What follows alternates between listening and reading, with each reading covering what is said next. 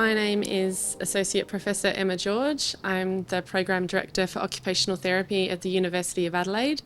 I'm also a Board Director of Occupational Therapy Australia, and I am the Australian Delegate to the World Federation of Occupational Therapists. I became an OT here in South Australia. I studied at the University of SA and finished in 2001, so I've been an OT for over 20 years now. I went straight out into community development and worked. My very first job was with young mums, and then I moved into the homeless sector, working with adolescent youth and in paediatrics and a little bit in aged care.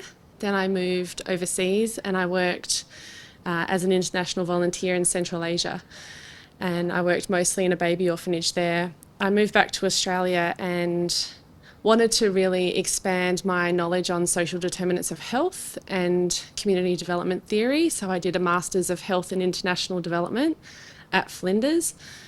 At the same time, I started teaching and really enjoyed this academia thing, so I went on to do a Masters of Public Health. I fell into public health and realised that lots of occupational therapists find commonalities between OT and public health. And then I went on to do my PhD in public health, looking at Aboriginal health policy.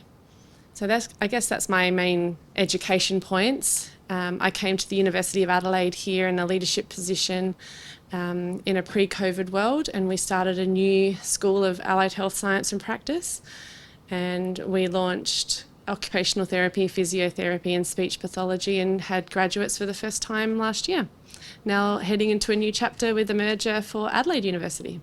So in February, I was in India working through our Case Narratives project and sitting together with our colleagues at the Indian Institute of Public Health, talking through the lived experiences of the women that they've interviewed and better understanding their experiences of occupational injustice.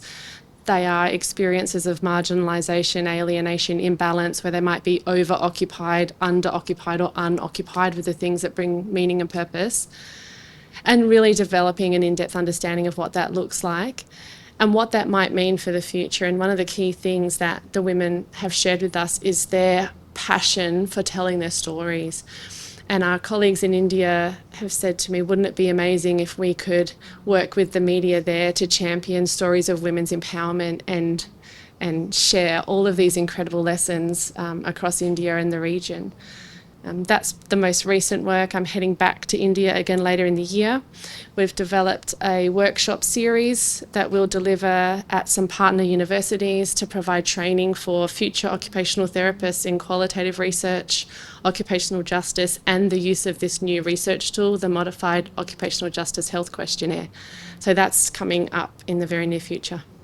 One of the key things for OT around the world is this very rapidly increasing need for occupational therapists. If I tell my students, if they look on just, basic job advertising websites, they'll see thousands of jobs advertised every single day in Australia. That is replicated right across the Asia Pacific region.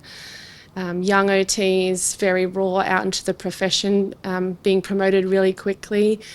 We want to wrap support around our young professionals and guide them, challenge them, support them to be rewarded for the incredible knowledge that they bring to our world.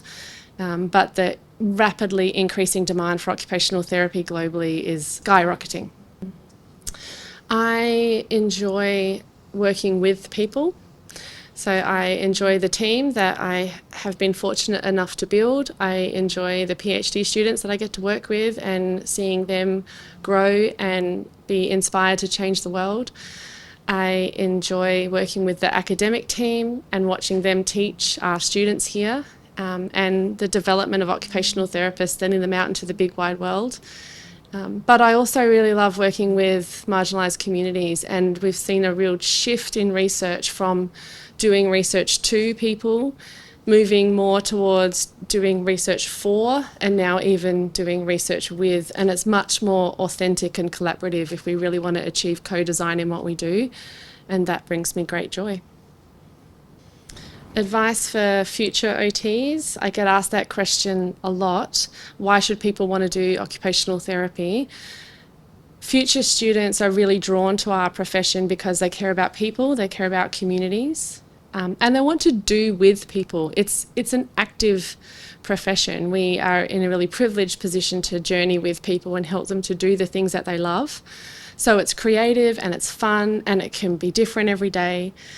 And it's exciting to see new graduates also explore different areas of practice. You know, they'll be trained in paediatrics, mental health, rehabilitation, aged care.